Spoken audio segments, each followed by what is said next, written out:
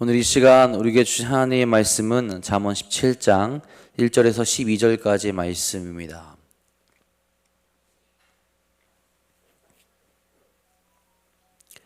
잠언 17장 1절에서 12절까지 말씀입니다. 오늘 우리에게 주신 하나님의 말씀 다 같이 한 목소리로 받들어 읽도록 하겠습니다. 마른 떡 한 조각만 있고도 화목하는 것이 제육이 집에 가득하고도 다투는 것보다 나으니라. 슬기로운 종은 부끄러운 짓을 하는 주인의 아들을 다스리겠고 또 형제들 중에서 유업을 나누어 얻으리라.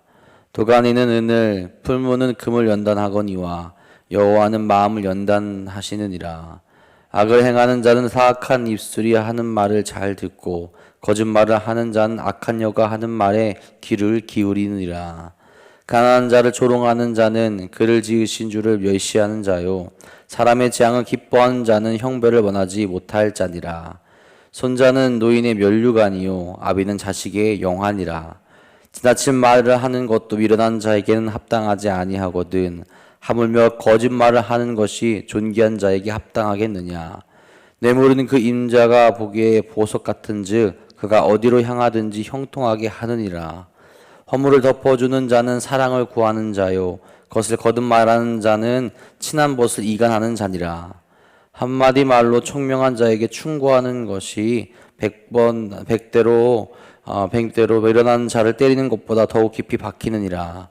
악한 자는 반역만 힘쓰나니 그러므로 그에게 잔인한 사자가 보냄을 받으리라. 차라리 새끼 빼앗긴 암곰을 만날지언정 미련한 일을 행하는 미련한 자를 만나지 말 것이니라.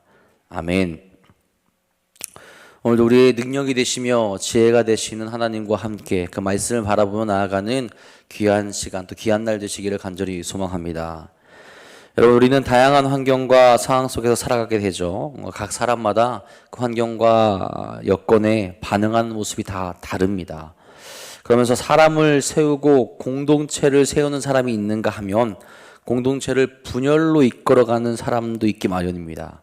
공동체를 세우는 사람들을 보게 되면 감사하는 사람들이 많이 있죠. 자기의 감사한 것, 좋은 것들을 보며 이야기하며 선한 영향력을 끼치게 됩니다. 자신에게 주어진 것에 만족하며 이 안에서 자신이 해야 될 것을 할 줄 아는 사람들일 거예요. 반대로 그렇지 못한 이들은 부족한 것만 보게 돼요. 9가지를 가지고 있어도 남이 가진 한 가지가 없으면 그것으로 인하여서 불평하며 불만을 가지며 살아가는 모습들을 보이게 됩니다. 예전에 중학교 다닐 때 이렇게 이야기하는 친구가 있습니다. 학교 오는 게 너무 힘들다고 이야기를 해요. 7시 50분까지 등교를 하면 되는데 아침에 일어나는 게 너무 힘들대요. 그래서 지각할 때도 있었습니다. 이 친구가 어디 살았을까요?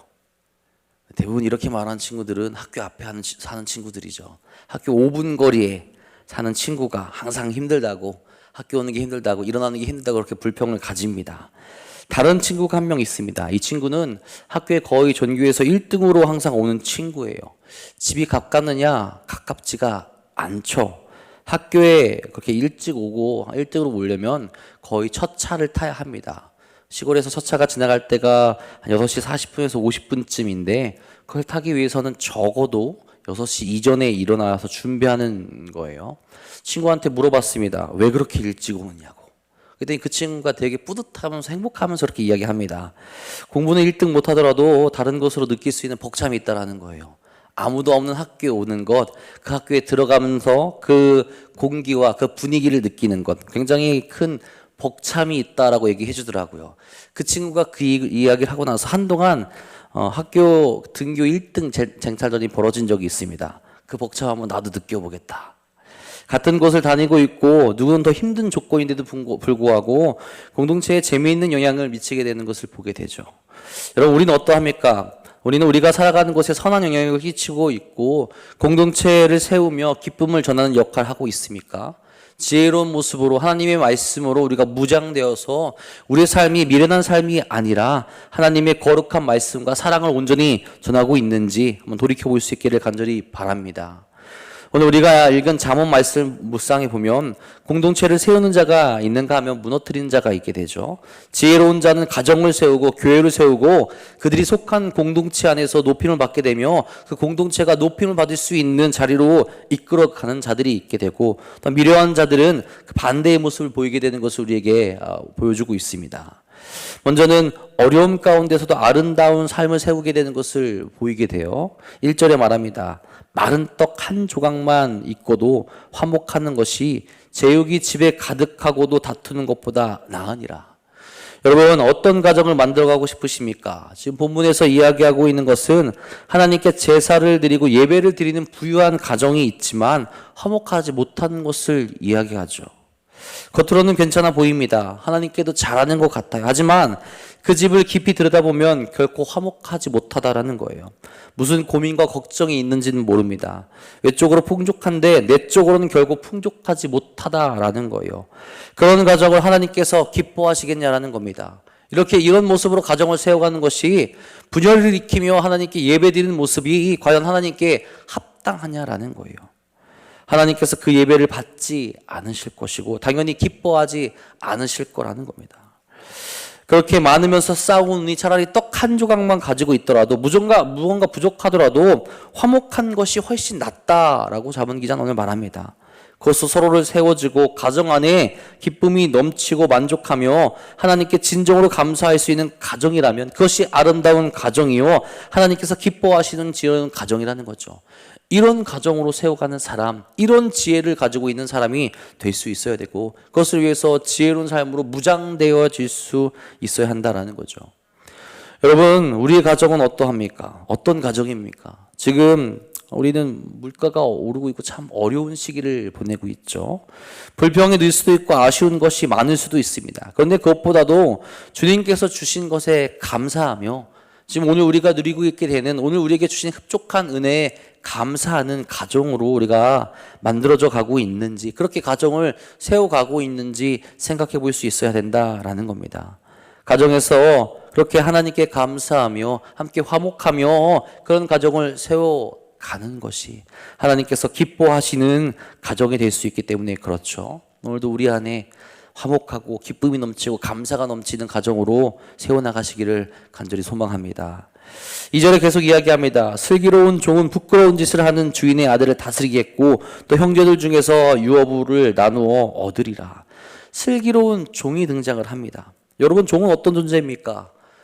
그 집의 재산과 같은 존재일 거예요. 그런 종이 주인의 아들을 다스린다라고 나와요. 이런 다스린다라는 것은 고대 근동에서는 슬기로운 종으로 그 기업의 그 아들의 후견인으로 삼는다라는 것을 뜻한다고 합니다. 슬기로운 이에게 자기 아들의 후견인 삼아서 아들을 가르칠 수 있고 아들로 어떻게 살아가야 되는지 알려주게 된다라는 거예요. 그리고 유업을 나누어 받으며 그 기업을 분배받게 한다라고 합니다. 여러분, 율법에 의하면 종은 기업을 분배받을 수 없죠. 그런 일이 없습니다. 그런데도 그런 일이 가능하다라는 거예요.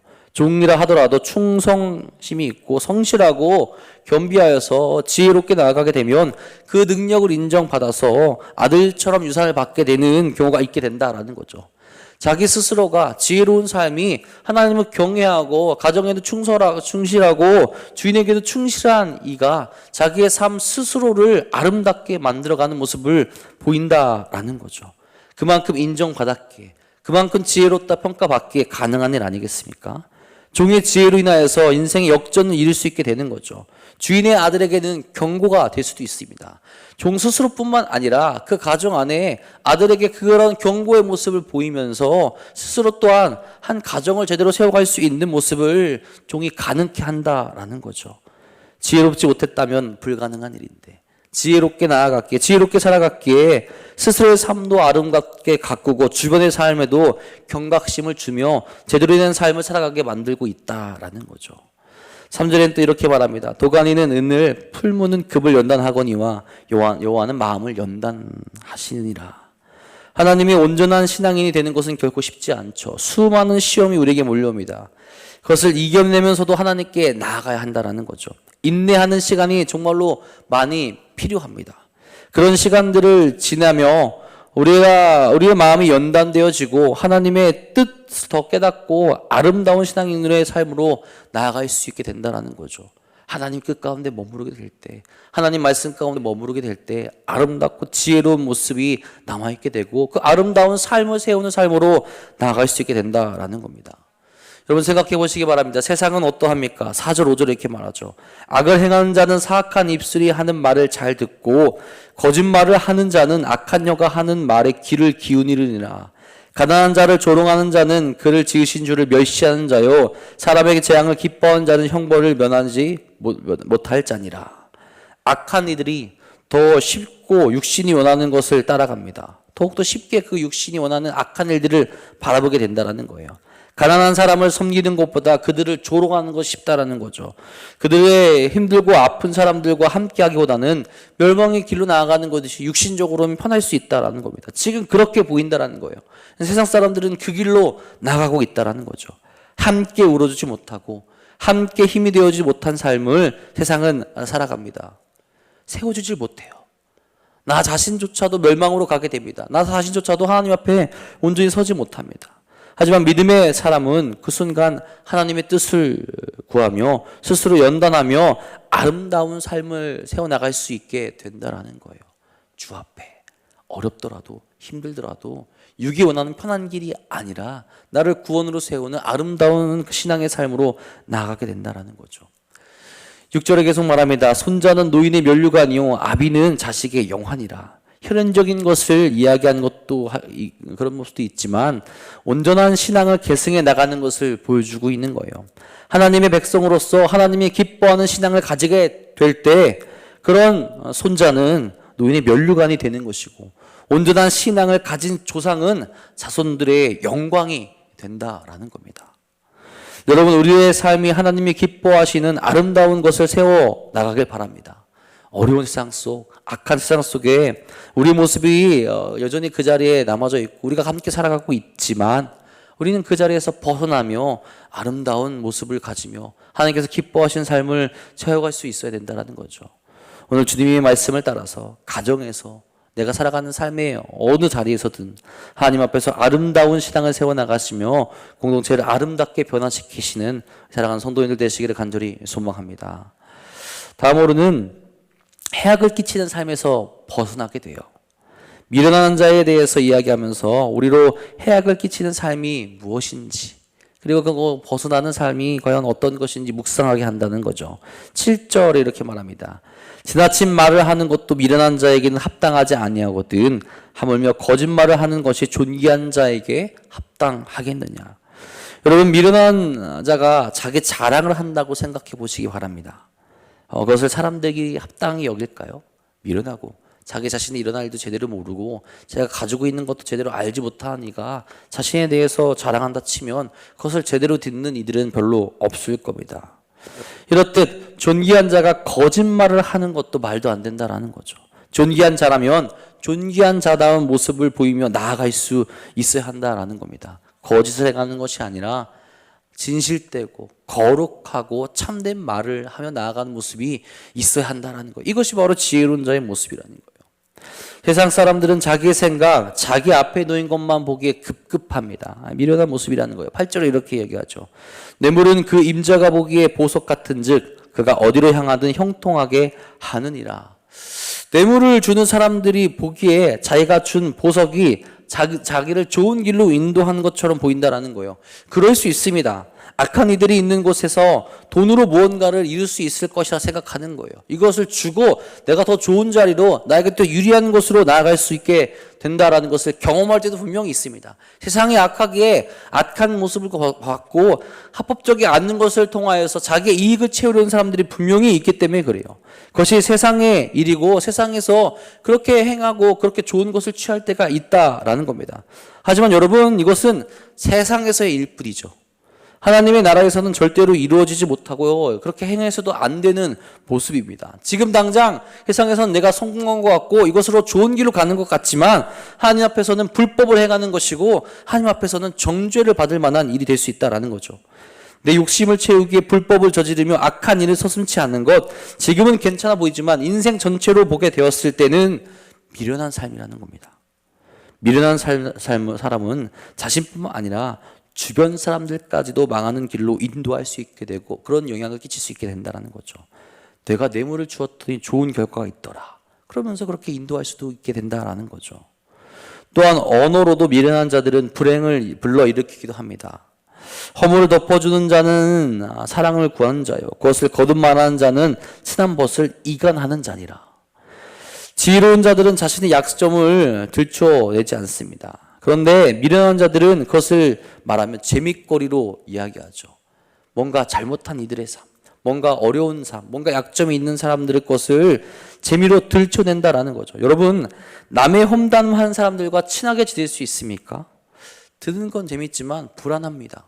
왜요? 언젠가는 그 사람이 나에 대해서도 험담할 수 있기 때문에 그렇죠.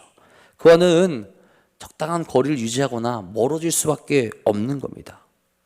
10절에 계속 보겠습니다. 한마디 말로 청명한 자에게 충고하는 것이 몇 100대로 미련한 자를 때리는 것보다 더욱 깊이 박히느니라. 미련하다면 아무리 고쳐주려고 한다 할지라도 제대로 그 말이 들어가지 않는다라는 거죠. 그만큼 미련한 자에 대한 부정적인 의장이 등장하고 있는 겁니다. 미련한 자는 자신의 삶을 바꿀 의지가 제대로 있지 아니하고 그로 인하여서 주변에 엄청난 해악을 끼칠 수 있다라는 거예요. 지혜로운 자는 반대죠. 그저 총명한 자의 말 한마디면 그의 삶이 바뀔 수 있고 그가 스스로를 돌아보며 반성하며 나아갈 수 있다라는 거죠. 여러분, 우리의 모습은 어떤 모습입니까? 그리고 여러분 생각해 보시기 바랍니다. 여러분 당연히 누구와 함께 하고 싶으십니까? 미련한 사람입니까? 아니면 지혜로운 사람입니까? 우리는 한마음 한뜻으로 말할 겁니다. 지혜로운 사람과 함께 하고 싶다라고 당연히 말할 거예요. 미련한 사람과 함께 하다가 내가 어떤 일을 당할지 모르기 때문에 그렇습니다. 12절에 말하죠. 차라리 새끼 빼앗긴 암곰을 만날지언정 미련한 일을 행하는 미련한 자를 만나지 말 것이니라.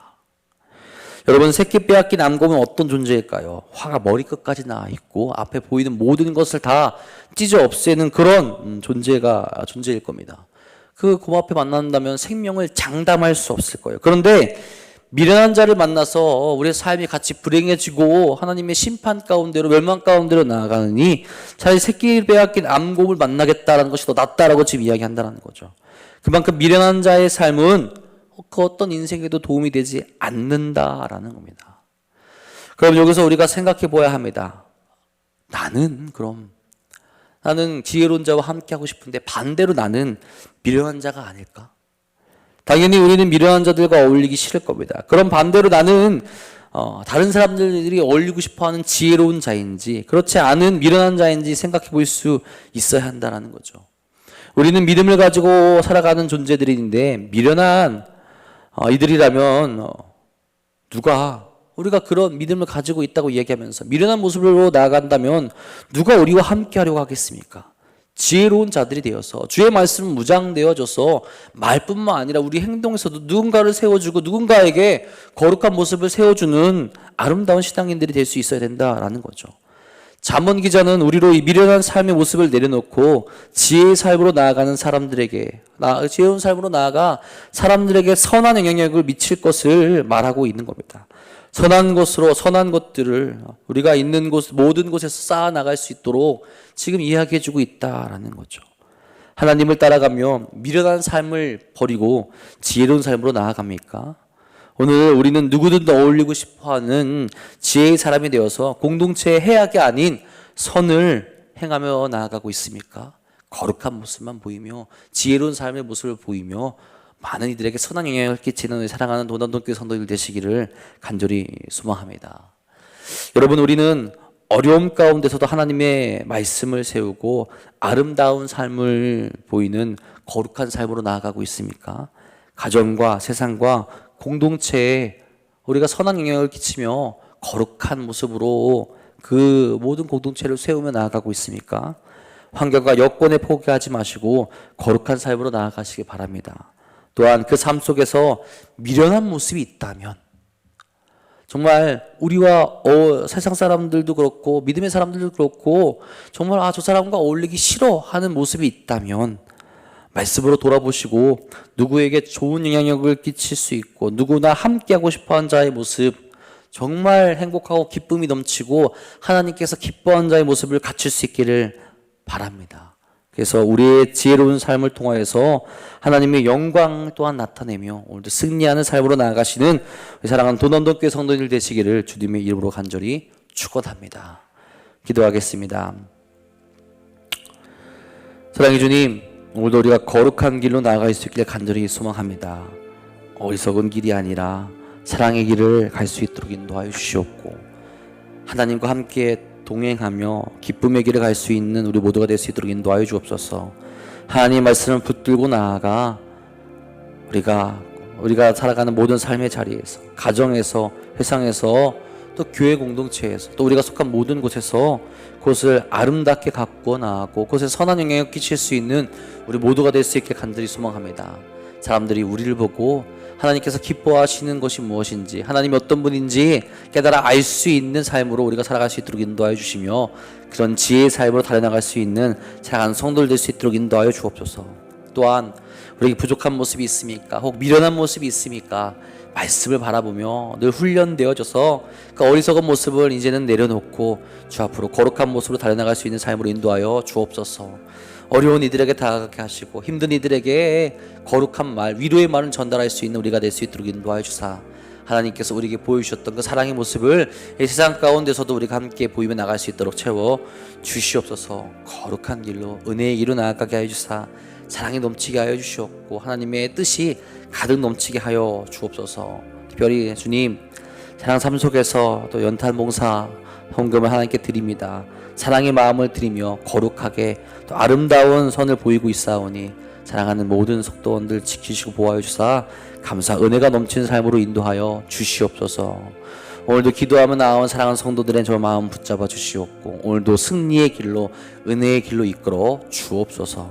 주께서 오늘도 우리와 함께 하실 것 믿사오며 우리 사랑하신 우리 구주 예수 그리스도의 이름으로 감사하며 기도합니다. 아멘.